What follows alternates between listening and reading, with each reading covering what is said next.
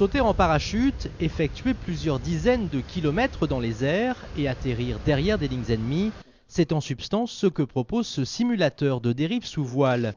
Développé en partenariat avec l'armée française, cette innovation sera bientôt un outil de formation indispensable pour les commandos parachutistes. On a vraiment une immersion totale sur ce casque puisqu'on est fermé, on a 2 écrans couleurs et on arrive à se retrouver vraiment dans les circonstances réelles du saut. Et à l'arrière, il y a un gyroscope, donc on arrive aussi à détecter les mouvements de tête du sauteur, ce qui permet à l'écran vraiment de suivre, de regarder son altimètre sur son bras, de regarder sa cible, de regarder sa voile, de voir la situation opérationnelle, où sont les coéquipiers, etc.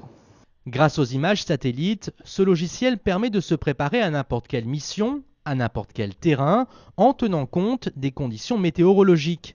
Lors de sa descente virtuelle, le parachutiste pilote manuellement sa voile, objectif atteindre sa cible, en gérant certaines situations plus ou moins critiques. On a la possibilité de faire un cisaillement de vent sur 2 tranches d'altitude, de mettre des vents différents et de forces différentes, créer un cisaillement.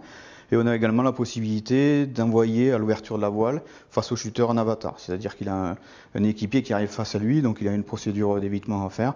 Donc ça, on peut le simuler, chose qui n'est pas facile et peut-être un peu plus dangereux forcément dans la réalité.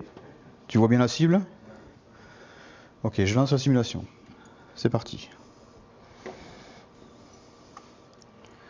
L'indication de vent en bas à droite, ça leur enlève peut-être 20 ou 30% de, même si c'est pas du stress, mais voilà, ils ont cette partie à ne pas gérer, ils peuvent se concentrer sur la mission parce qu'ils connaissent déjà l'environnement autour d'eux, aussi bien la météo, si on arrive à voir la météo moyenne sur le site, que le contexte visuel. Au-delà de l'armée française, ce simulateur intéresse déjà plusieurs armées étrangères, notamment en Asie, mais pourrait également intégrer la Fédération française de parachutisme pour prévenir les accidents lors d'atterrissages un peu trop rudes.